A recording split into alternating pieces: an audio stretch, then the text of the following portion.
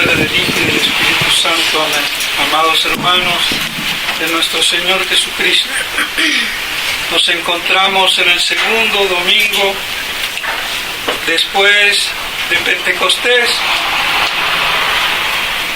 Quiero recordar, el jueves pasado fue la fiesta de Corpus, uno de los 3 grandes jueves solemnes dentro de la liturgia: el jueves santo, Cuaresma, la Semana Santa, el jueves de la Ascensión y el jueves de Corpus.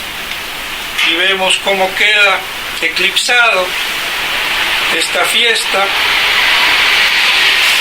en la cual Santo Tomás mostró su genio poético. La secuencia de la misa está tomada de Santo Tomás de Aquino, que en competición con con Buenaventura, el Papa terminó reconociendo mejor, y el mismo Buenaventura dijo: no, con lo que he oído de lo hecho por Santo Tomás, lo mío no vale nada. ¡Qué humildad!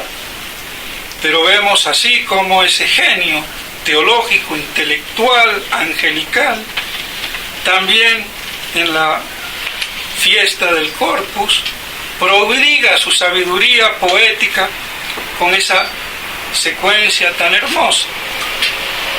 Y la fiesta de Corpus no es más que el festejo después de festejar el misterio de la Santísima Trinidad. Inmediatamente después nos recuerda la Iglesia con el Corpus el misterio de la encarnación de nuestro Señor, porque sin encarnación no habría Eucaristía, Santa Misa, sacrificio de la misa, el anuncio de la muerte de nuestro Señor y no de la Pascua, de resurrección, que eso no es la misa no es la Pascua. Santas Pascuas para ellos que quieren destruir el memorial del sacrificio y muerte de nuestro Señor. Entonces eso nos muestra la fiesta de Corpus. Y así tenemos la afirmación de esos 2 grandes dogmas de los cuales se derivan todos los otros: el dogma de la Santísima Trinidad y de la encarnación de nuestro Señor. Y pues bien, hoy vemos en el Evangelio de este domingo la famosa parábola de los excusados,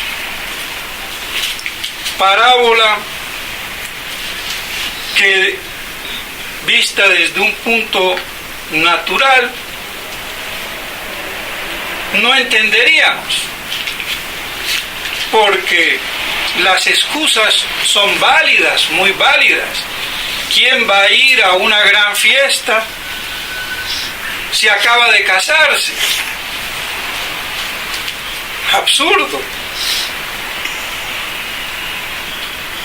Pero el problema es que las parábolas tienen esa enjundia sobrenatural, tomada de lo natural, de lo corriente, pero apuntan hacia lo divino, hacia lo sobrenatural, hacia las cosas de Dios. Y por eso a veces ese mal entendimiento que podemos tener de las parábolas, que parecen justas, aceptables, en un plano natural, pero que en el plano sobrenatural nos están mostrando una realidad infinita, y por eso no la podemos comparar. Y aquí entonces, con estas excusas que son aparentemente buenas, loables, compré una casa, compré una yunta de bueyes, me casé, no puedo ir, es lógico. Y sin embargo, nuestro Señor aquí nos está poniendo ante la realidad de la vocación sobrenatural, de la salvación, de las almas, de nuestro llamamiento a Dios. Y ahí no valen excusas de ningún tipo, ni si compré, si me casé, o lo que tenga que hacer. No vale absolutamente nada ante el llamamiento de Dios, ante el llamamiento de nuestro Señor Jesucristo, ante la vida eterna. No hay excusa que valga. Y esa es la gran moraleja de la parábola de hoy. Y ese es el gran desconcierto del hombre, que vive entretenido con las cosas de este mundo, peor que un niño con su juguete, embebido en él, absorto en él, sin mirar lo demás, sin importarle nada, ni la comida, ni el papá, ni la mamá. Y nosotros, los seres humanos, más tontos que un niño embebido con su juguete o con lo que tenga entre manos, entretenido en las cosas de este mundo. Y no ponemos mientes a las cosas de Dios. Eso muestra la trascendencia a la cual estamos llamados, mis estimados hermanos, y el hombre no puede tener ninguna excusa válida, justificada ante Dios, ante la Iglesia, ante la religión, ante la salvación eterna. Y por eso hubo santos que aún en el día de sus bodas dejaron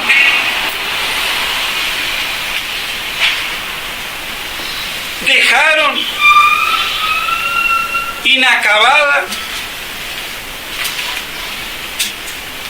esa acción que habían comenzado en legítimo matrimonio. San Alejo dejó a su mujer en plenas bodas, en plena luna de miel.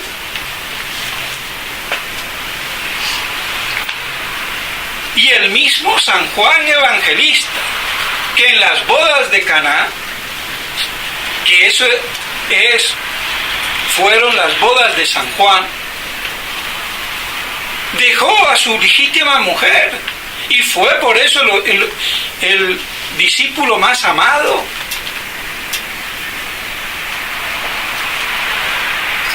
San Jerónimo, Santo Tomás, así lo dicen en el comentario al Evangelio de San Juan. Ahora, otra cosa es que los sacerdotes, ignorando esto, no lo sepan. Pero eso ya no es culpa mía. Pero si lo dice San Jerónimo y lo dice Santo Tomás, ¿cómo es posible que en la predicación corriente esto no se sepa, no se diga? Una vez más, la ignorancia clerical. No hay nada que hacer. Y pues bien, así entonces tenemos dos ejemplos de cómo en plenas bodas, al llamamiento divino, no hay excusa. Hay pronta respuesta. Y eso es lo que la parábola de hoy, de esos falsos excusados falsas excusas. Nos quiere mostrar nuestro Señor, porque la religión es algo fundamental.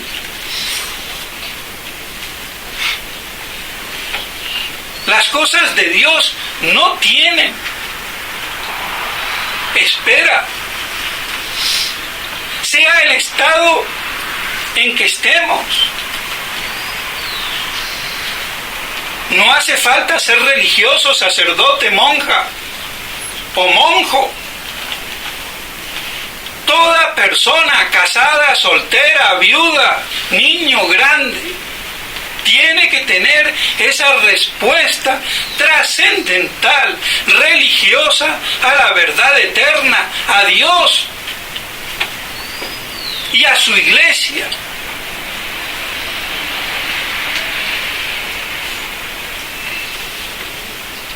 Y por eso, mis estimados hermanos, hoy más que nunca debemos de recordar estas cosas, puesto que vivimos en un mundo completamente dislocado, de puras apariencias, de un honor, de un prestigio estúpidos. ¿De qué me vale a mí ser rey, presidente, ministro, miembro de la ONU, diplomático? Todos haciéndole el juego a Satanás. Y ellos aupados en la estupidez de esa gloria y ese honor.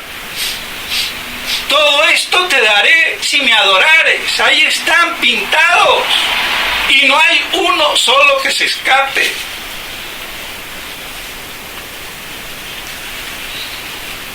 Es lamentable. Y de ahí para abajo, ¿qué queda? Ese espectáculo. Cada uno preocupado en lo suyo. ¿Cuánta gente no ve las cosas? Y sin embargo, no toma posición. No cuaja. Porque falta esa resolución religiosa de adhesión a la verdad. No se presta atención al llamamiento divino. Y sale uno con excusas tontas. Y eso es lo que la parábola de hoy nos quiere hacer ver. Y si miramos en la parábola y parte del Evangelio paralelo al de San Lucas, en San Mateo, tenemos el mismo convite presentado de otra forma, y donde al final hay uno que no es encontrado con el vestido nupcial y es eyectado, echado afuera, condenado. Y para rematar con aquel famoso pasaje, muchos los llamados, pocos los escogidos o elegidos. Y se plantea el problema entonces, teológico, doctrinal, exegético, de la salvación de las almas, si son muchas o pocas. Y ya de eso hemos hablado, que literalmente, como dice el padre Castellani, no se puede tomar muchos, los llamados, pocos los escogidos, literalmente, porque es falso. Llamados son todos, absolutamente todos. Si no, caeríamos en la predestinación calvinista. Dios llama a unos al cielo y a otros no. A los que no llama al cielo se van al infierno. No hay más. Y entonces tenemos así esa predestinación calvinista. Entonces son todos, no muchos. Y absolutamente todo hombre. Y por eso todo hombre tiene que responder a ese llamamiento divino y no salir con excusas tontas. porque no hay excusa. Y en esa misma pasaje paralelo de San Mateo,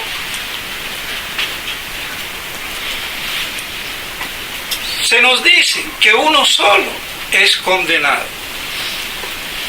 Entonces estaría también literalmente en contradicción. Uno solo condenado, y me dice que muchos son los llamados y pocos los escogidos. Vemos que no literalmente interpretado así, no cuadra, no se ajusta. Porque lo que quiere decir nuestro Señor con muchos los llamados y pocos los escogidos, no es con respecto a quienes se van a salvar o condenar. Porque de eso no quiere decir si son muchos o pocos. Como mal han interpretado muchos predicadores voluntaristas, que a punta de miedo del infierno, que hay que predicar el infierno, pero a punta de miedo voluntarista, hacer que los fieles sean niñitos buenitos y se porten bien con la mamita. Y en vez de educar a gente adulta, están educando bobitos que el día de mañana serán adultos con pantalones cortos y mentalidad de niños. Boy Scout. Porque hay que alumbrar las inteligencias, iluminarlas, y con la inteligencia iluminada mover la voluntad, y no por miedo, sino por amor, y el miedo que sea el último freno que me impida a mí hacer el mal, que es muy distinto. Por eso la religión católica es de amor, de verdad y de libertad en la verdad. Nada de obscurantismos, ni de tabúes. Eso para los que tienen una concepción trasnochada de la religión. Porque la religión es luz, es verdad, es amor, es Dios, que nos llama a ese gran convite al cual no tenemos que ponerle ninguna excusa. Y volviendo a esa interpretación de muchos los llamados, pocos los escogidos, del texto paralelo de San Mateo, el padre Van Rixten tiene una interpretación muy loable, que se le aplica justamente a ese momento de la parusía, donde muchos resucitarán en la primera resurrección, otros serán arrebatados, pero no todos. Y vean ustedes que interpretando así apocalípticamente es literal. Y no se refiere a los que se salvan, sino a aquellos privilegiados, primicias de Cristo, que tendrán la gloria de la primera resurrección o el de ser arrebatados vivos a los aires. Y vean qué luminosa se vuelve este pasaje, absurdo y mal interpretado durante siglos, por no tener una concepción parusiaca, apocalíptica, escatológica.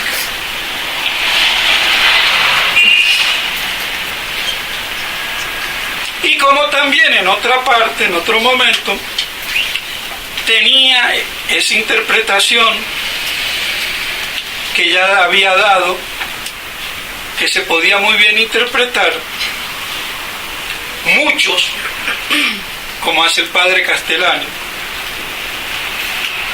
no son muchos los que llevan una vida santa, virtuosa, y no son muchos los bautizados.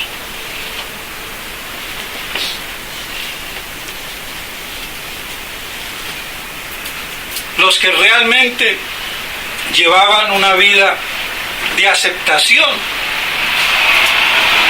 del cristianismo,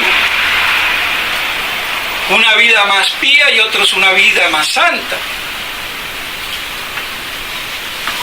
Y sin embargo, cuando Dios, por ejemplo, llama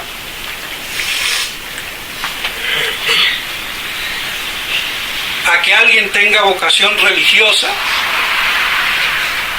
no son todos los hombres llamados a ser religiosos, son muchos,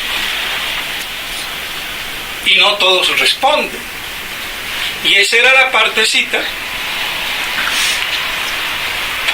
que también, tenido en cuenta así, los llamados a participar de una vocación más íntima con nuestro Señor, no todos responden. Y de los que responden vemos cuántos perseveran. Y no miremos hoy, porque dentro de la misma tradición, ¿cuántos responden? Respondemos. Veamos nada más que la gran obra de la tradición de Monseñor Lefebvre y de Monseñor de Castromaller, ¿qué ha pasado? Monseñor de Castromaller, ni se diga traicionado por los suyos, ni uno solo dio la cara. Y con los discípulos de Monseñor, sus 4 obispos, a punto de claudicar. 3 se ponen en contra, pero no enérgicamente, con virilidad, con teología, con lucidez, con firmeza. Monseñor Williamson saca por ahí algún articulito que da algo de esperanza, pero no es el rugido del león, a lo sumo un leopardo que necesita una espada en la mano. Y Monseñor Felé, con su séquito, completamente decidido, y ustedes ya lo saben muy bien, que va a haber ahora en julio un capítulo general en la fraternidad, y todos están a la expectativa de qué va a pasar. ¿Y qué va a pasar? Exactamente lo que le pasó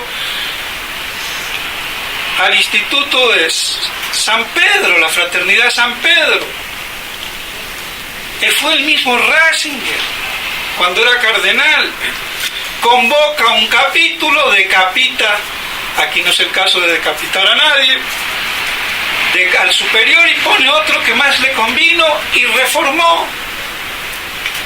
Claro, aquí no van a decapitar a Monseñor Felé porque es la palanca por excelencia de apoyo del Vaticano para destruir la fraternidad y hacer hundir la tradición.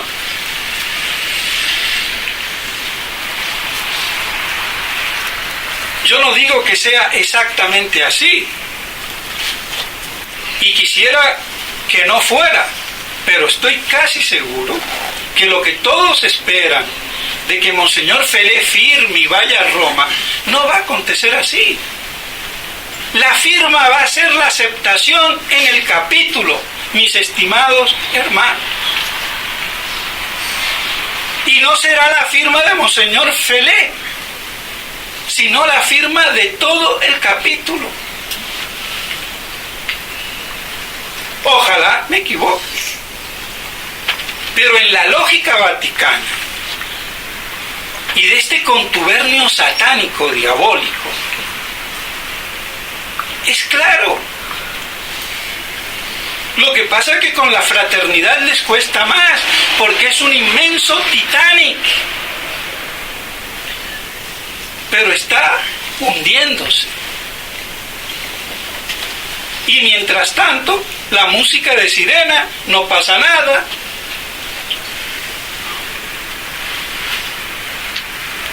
Pero se está hundiendo, y por culpa de Monseñor Felé, del padre Smithberger, del padre Duchalar,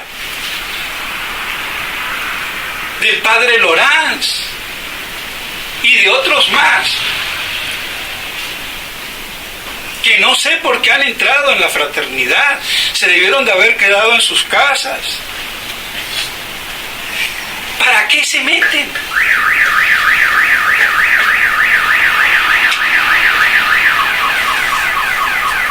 ¡Qué traición! Es tremendo.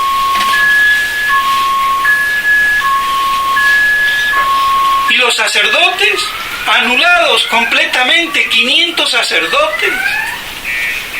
¿Qué pasa? ¿Dónde están en tantos retiros espirituales? Tanta virtud, tanta santidad, tantas misas, tantos rosarios.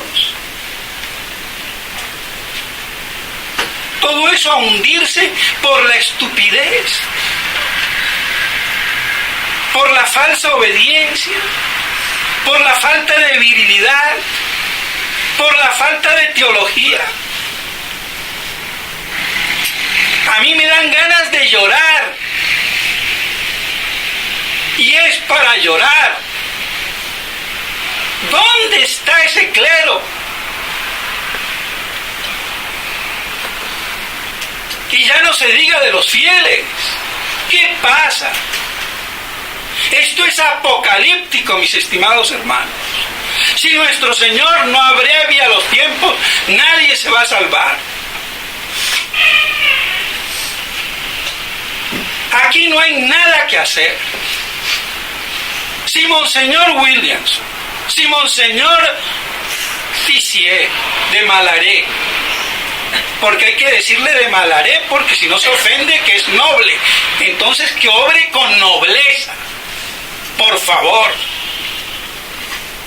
Y Monseñor de Galarreta están verdaderamente opuestos a la traición de Monseñor Felé, que actúen, no esperen más, no se puede esperar más. Si el Titanic se está hundiendo, hay que saltar con los salvavidas. Y ya, no mañana.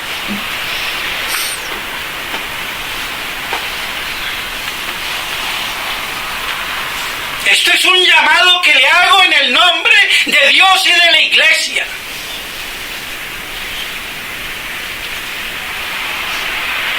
Está en juego la salvación de esos obispos.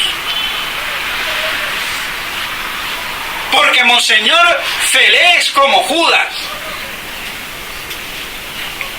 Está vendido con Smithberger y compañía. Ahí no hay nada que hacer. Pero los otros tres, si es que realmente quieren hacer algo, es hora ya que lo hagan. Y si no, se harán culpables, llorarán como Magdalenas, o como el cardenal Siri, que no tuvo la interés de aceptar el sumo pontificado y después se puso a escribir Getsemaní como una Magdalena a llorar. Es decir, a denunciar toda la situación, pero ¿de qué le valía? Si ya era tarde.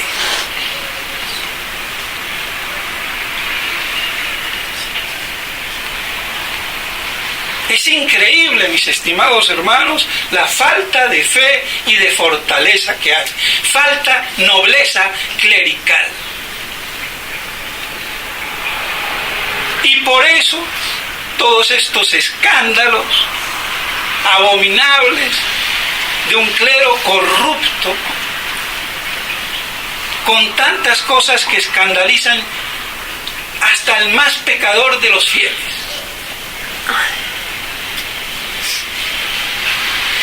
porque más aberrantes los pecados del clero en general que lo que pueda hacer una mala mujer.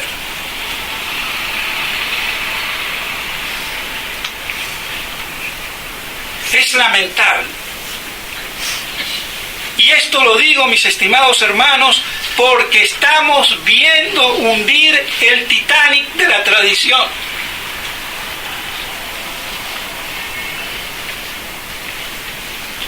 Y todavía esperando a ver qué va a pasar. ¿Cuál es la voluntad de Dios? No puede ser. No puede ser.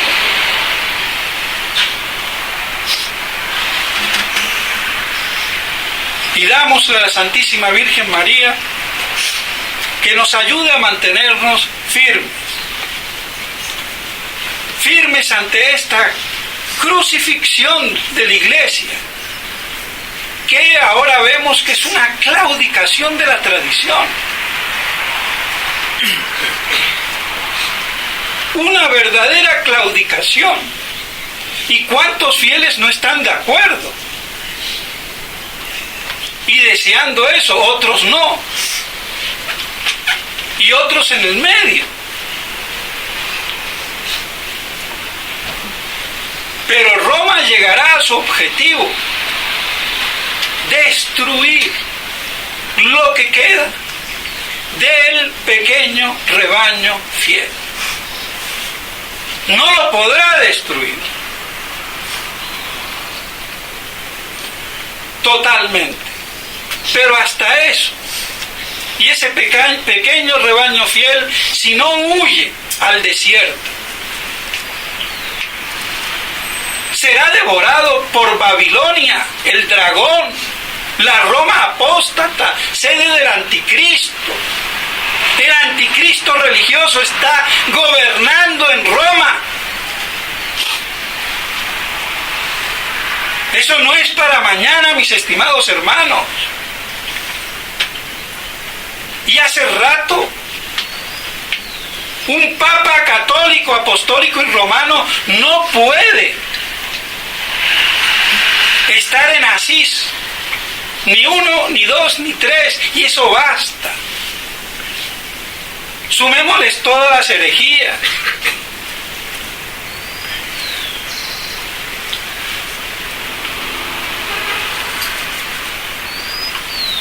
No hay nada que hacer. Roma ha perdido la fe y se convirtió en la sede del anticristo. Y la verdadera iglesia es reducida a un pequeño rebaño disperso por el mundo, que debe de huir al desierto, si no será devorado por el dragón. Huid de Babilonia. Y en esa Babilonia es que Monseñor Fele se ha metido. Debe de renunciar por incapaz. Por lo menos así no arrastra a nadie en su error.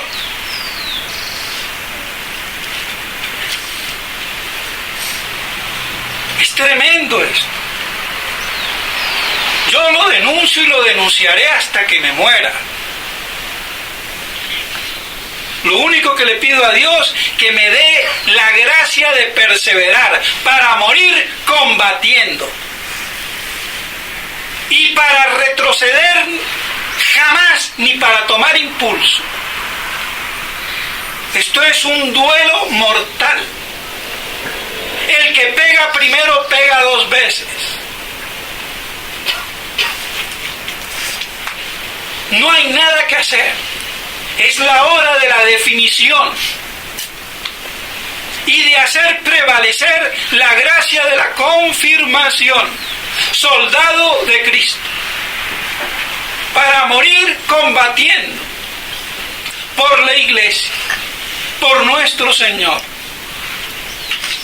y para no sumarnos a toda esa apostasía oficial, vestida de púrpura,